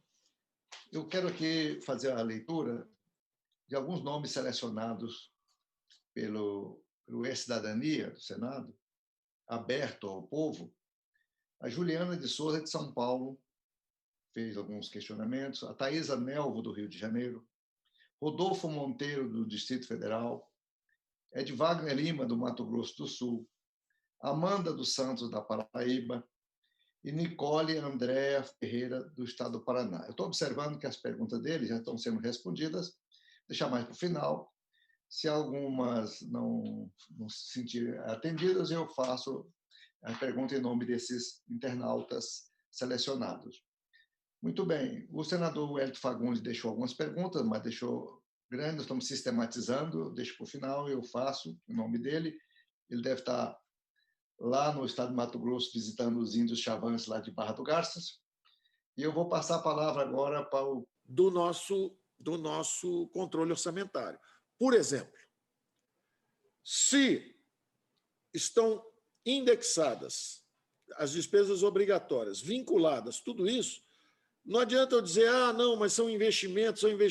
O fato é que se os investimentos começam a crescer, os investimentos públicos começam a crescer, como, por exemplo, estavam crescendo. A Dilma estava investindo. Ela estava investindo lá no PAC, ela estava fazendo opção de investimento. E o Brasil explodiu. Porque não havia o controle dos outros itens. Então, realmente, a questão de rever teto, toda essa questão de conversar sobre isso, não pode ser quando a dívida está chegando a 100% do PIB, uma gastança generalizada por razões concretas de saúde, razões plenamente explicáveis, mas a verdade é que não é hora de você tirar a última âncora fiscal que existe. Se você falar hoje, vamos estudar, no dia seguinte, o grupo político do Ceará vai atacar o presidente Bolsonaro. Estão querendo investir para ganhar a eleição e tirar o teto para poder falsificar. Na mesma hora vai começar isso. Quer dizer, o fato é o seguinte, a dívida deu um salto, nós estamos recuperando a normalidade. Fizemos a dívida PIB começar a cair, íamos cair 2, 3, 4 anos. Na hora em que vem a pandemia e joga a dívida PIB lá para cima, para quase 100% do PIB outra vez, se você começar a conversar de teto, você toca fogo nas finanças do país. Então, não é a hora, você tem que fazer essas coisas num momento de força. Quando você estiver bem, reequilibrado, quando as despesas estiverem desindexadas. Se você continua... Mauro, pensa 2 minutos. Olha, vamos botar o teto só nas despesas correntes. Os investimentos podem seguir. Ora, as despesas correntes estão indexadas, obrigadas e vinculadas. O que vai acontecer? Vai estourar tudo em 10 minutos. Quer dizer, vai continuar estourando em 10 minutos. E o governo central para de funcionar, você não consegue pagar funcionalismo, começa uma crise de pagamento de funcionalismo. O fato é o seguinte, enquanto você não encarar a verdade, que não pode haver gastos indexados, obrigatórios, vinculados generalizadamente. Não pode haver isso. Havendo isso, a grande verdade é que você está tentando excepcionalizar. Vamos fazer uma pergunta sincera para você, Mauro. Você tem coragem de dizer que a educação deveria ficar embaixo do teto ou é investimento em capital humano? Você vai falar como eu, se é investimento em capital humano. Não devia ter teto para isso. Aí nós vamos perguntar, vem cá, e a saúde? não é fundamental? Não devia ter teto para isso. E o investimento público? Não devia ter teto para isso. E o salário do funcionalismo? E o salário mínimo? Você vai botar teto para o salário mínimo? Não devia ter teto para isso. Então, amigo Mauro, ou nós desindexamos, desobrigamos, desvinculamos tudo, travamos o piso, e depois de recuperado esse controle sobre os orçamentos públicos pela própria classe política, aí nós podemos falar sobre teto. Enquanto não houver uma capacidade efetiva de escolha de gastos, que é o que existe hoje, você tem que ficar com essa aparência de seriedade, que é o teto. Porque não há seriedade se está tudo indexado, vinculado e obrigado. A classe política não é culpada, não é dela a culpa é do software que está girando no Brasil. Então, nós temos que ter muita... A primeira coisa é quebrar o piso. Vamos travar o piso, vamos enfrentar isso, vamos desindexar, vamos desvincular. Depois a gente conversa sobre o teto. Daqui 2, 3 anos, 4 anos, quem sabe? É desnecessário. Já recuperamos a sanidade. Então, nós temos que enfrentar isso frontalmente. A inflação é 1,6%. Ela praticamente é como qualquer país do mundo. Então, nós temos que ter coragem de ter um orçamento como qualquer país do mundo. Desindexar, desobrigar, desvinculado. Nós temos que fazer isso. Se invertermos em economia, a ordem dos produtos, a ordem dos fatores altera o produto. Se você tira o teto primeiro, você toca fogo no país. Faça o contrário, recupere o orçamento, responsabilize a classe política pela decisão de gastar mais aqui ou ali, e depois você fala de teto. Bom, segundo ponto também muito importante. O ponto, então, tecnicamente, conceitualmente, travar a despesa corrente para ajudar a formação bruta de capital fixo é muito interessante. Agora, numa hora em que está tudo indexado, tudo vinculado e tudo subindo, esquece, porque até todo mundo entender sua discussão, o Brasil já pegou fogo. Metas de inflação é a mesma coisa. Claro que a taxa de equilíbrio, com a inflação mais baixa e também com o esforço de austeridade fiscal que nós estávamos fazendo, a taxa de juros de equilíbrio cai. E a taxa de juros de equilíbrio caindo, a demanda por moeda aumenta e você deve acomodá-la. E, realmente, uma coisa é acomodar a demanda por moeda, que pode ser, inclusive, sem remuneração. Essas operações compromissadas do BC poderiam ser sem a remuneração, poderiam ser, se for entendida como moeda. Hoje ela é parte da dívida, ela, inclusive, está na dívida. Ela é hoje considerada dívida. Ela paga Selic porque ela é dívida, ela é parte da dívida pública. Na minha opinião, deveria estar sendo separado isso. Devia ter a dívida de um lado, que é do Tesouro, etc., e o que o Banco Central emite devia ser moeda mesmo. Aquilo ali é moeda, é uma quase moeda, e devia ser de responsabilidade dele, Banco Central. Se ele quiser, para efeito de política monetária, emitir um passivo não remuneratório, era muito interessante, muito melhor do que ficar pagando juros de Selic para quem deixa o dinheiro dormindo 1 ou 2 dias. Quer deixar o dinheiro dormindo? É uma demanda por moeda? Então, a remuneração podia ser baixa mesmo, e eu tenho certeza que o Banco Central está estudando isso, mas são assuntos que eu falo menos. A gente já pratica uma certa independência, apesar de formalmente o Banco Central não ser independente. Quanto à oneração do caviar, que é um ponto que você fala sempre e tem razão, é de novo o barulho político. Quando começa a falar, estão querendo onerar a cesta básica, começou uma boataria de que nós íamos onerar a cesta básica, só por estudar que ia haver, sim, tirar da cesta básica o caviar, o queijo suíço. Na hora que a gente começou a pensar nisso, começou a boataria de querem onerar a cesta básica. Acabou o assunto, é aquilo que eu digo para você, digo para todo mundo sempre, na verdade, né? É a política que dá o timing das reformas. Hoje, qualquer coisa que você fala, você começa a pensar num imposto digital, é a velha CPMF. Você fala, vamos tributar o queijo suíço, estão querendo tributar a cesta básica. A narrativa política é extraordinariamente contrária. Eu espero que, brevemente, a gente consiga um pouco mais de serenidade e consiga entrar nesses tópicos onde nós estamos de acordo. São coisas onde nós estamos de acordo e não conseguimos sequer discutir, porque a narrativa política incendeia antes que o assunto se desenvolva.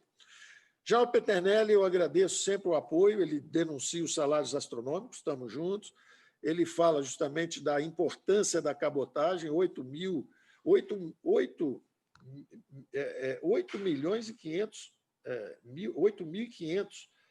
quilômetros de costa o Brasil tem, e 85% da população vivendo na costa. A cabotagem, a BR do mar, é realmente tão importante quanto é o choque da energia barata. Na hora que você der um choque de energia barata, baixar o custo do Brasil e, ao mesmo tempo, baixar o custo de transporte marítimo, sendo que 85% da população, e tudo que ele falou mesmo, tem o turismo, tem o custo de transporte, o aço no Brasil sai lá, ele desce lá de Minas Gerais, aí vira aço lá no Rio Grande do Sul, às vezes também em Minas Gerais, que tem também a siderurgia, aí depois sobe para o norte e chega com um preço 40% mais 15 caro segundos. do que o minério que vai para a China e volta para o norte, chega 40% mais barato. Isso é um absurdo. É esse custo de cabotagem. Nós vamos atacar isso também. Senador Chico Rodrigues, estamos 100% juntos. Roraima, estamos... Por favor, senador Confúcio, é importante eu falar disso, porque é uma estratégia nossa lá fora. Nós estamos com estratégia lá fora, senador Confúcio? Perfeitamente. Isso. Nós estamos lá fora com uma estratégia nós designamos agora o presidente do NDB, que é o Banco dos BRICS. E nós estamos numa corrida também para designar o presidente do AFC, que é o braço de investimentos do Banco Mundial. É o maior banco multilateral.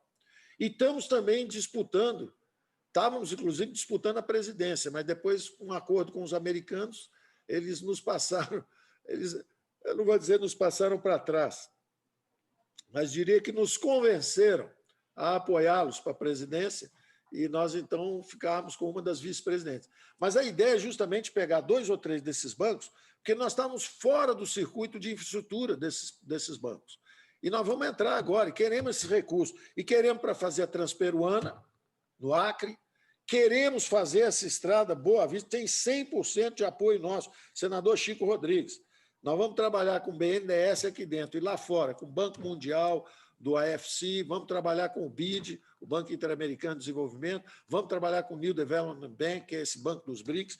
Queremos trazer todos esses recursos para fazer essa infraestrutura transcontinental. Então, nós queremos o gás da Bolívia, nós queremos o gás da Argentina, que vai entrar também para participar do choque da energia barata, nós queremos a estrada Boa Vista, Georgetown, estamos juntos nisso, queremos essa estrada, vamos apoiar, vamos pegar esse financiamento lá fora para fazer isso, é mais uma saída para o Atlântico, e também, dobrando à esquerda, para a Ásia, ou seja, é a nova Dubai mesmo, da região, vamos lá e vamos levar, e é uma mão de via dupla, né? É mão dupla, quer dizer, é a Zona Franca de Manaus saindo por ali, e é o petróleo, a energia, tudo isso entrando por ali também. Então, estamos juntos nesse projeto de Roraima, eu falo sempre nisso, e vai ter 100% de apoio nosso. Nós queremos tanto a Transperuana, pelo Acre, como queremos os grãos saírem por ali, pelo Acre, o Centro-Sul, todo o grão, como queremos, já falamos isso com a senadora Cátia Abreu, ela, durante a PEC dos fundos, ela nos ajudou muito na reforma dos programas de crédito, e estava também nos ajudando muito nisso, de consolidar 3, 4, 5 fundos desses, são 180 fundos, que já perderam razão de ser, são dispêndio de recursos, coisa que já não funciona mais, e ela mesmo deu a ideia de centralizar 3 ou 4, focalizar 3 ou 4 fundos, da mesma forma que você focaliza 3 ou 4 políticas públicas de baixo alcance e cria um Renda Brasil robusto, da mesma forma você junta 3 ou 4 fundos, ela tinha um projeto de juntar 3 ou 4 fundos e dedicarmos, focalizarmos isso justamente para fazer o projeto lá da Calha Norte, para sair toda essa produção do meio do Centro-Oeste, subir justamente um corredor de grãos, para sairmos também, tanto pela Ásia como pelo Atlântico. Então, todos esses projetos que são estruturantes têm todo o apoio nosso. Tem todo o apoio nosso. E isso é feito mesmo com crédito e exposições estratégicas nesses bancos multilaterais que nós estamos ocupando. Então, finalmente, a deputada Paula Belmonte, primeiro, a ênfase em desonerar a folha, segundo, a observação dela a respeito do Pronamp, né? Essa ideia de entrar pelos atacadistas como fonte para irrigar todo o pessoal de baixo. Nós estamos usando o BNDES Nós usamos isso na automotiva, nós estamos usando isso na pequena e média empresa, e agora descemos para a pequena e para o que ela diz que são os microempresários. Agora, eu acho que a solução para isso, nós vamos lutar por isso, viu, deputada Paula Bermude? Nós vamos lutar por isso, porque o programa foi desenhado para isso. O Pronamp foi desenhado para irrigar justamente a turma de baixo, a pequena e média empresa e o microempresário. Agora, quem está entrando nessa faixa agora, que vai ter um impacto muito maior que o próprio BNDES, é a Caixa Econômica Federal com microcrédito. E nós estamos pensando nisso para a carteira verde e amarela. Esses 30 milhões de brasileiros informais estavam por aí, que é o pipoqueiro que a senhora falou, é o pipoqueiro, é faxineiro, é o pessoal. E a turma que também fornece para os atacadistas. A Caixa Econômica Federal vem com esse programa aí. Ela já está vindo com esse microcrédito e o que a gente chama de crédito fumaça, são as maquininhas também, o crédito de maquininhas, que é para 2 mil, 3 mil, 4 mil, 5 mil reais. É o microempresário mesmo, é o micro do micro. Então, nós vamos usar tanto os atacadistas, tentando irrigar pelos atacadistas, de cima para baixo, esse é o BNDE, como de baixo para cima, com os programas, o Pronamp, no caso, eles chamam de PEAC maquininha.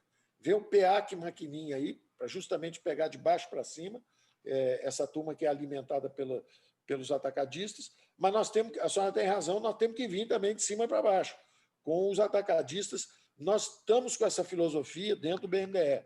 Se você irrigar pelo comprador, ele protege toda a cadeia produtiva dele. Ele mesmo quer manter vivo todo esse pessoal que é o fornecedor, que é exatamente para continuar podendo fazer o seu papel de atacadista. Então, vem aí um programa de microcrédito também. E a senadora Cátia Abreu, que vai entrar agora com as perguntas dela, eu já quero recebê-la agradecendo todo o apoio, inclusive pelos programas de crédito. Obrigado, meu ministro Paulo Guedes. Bem,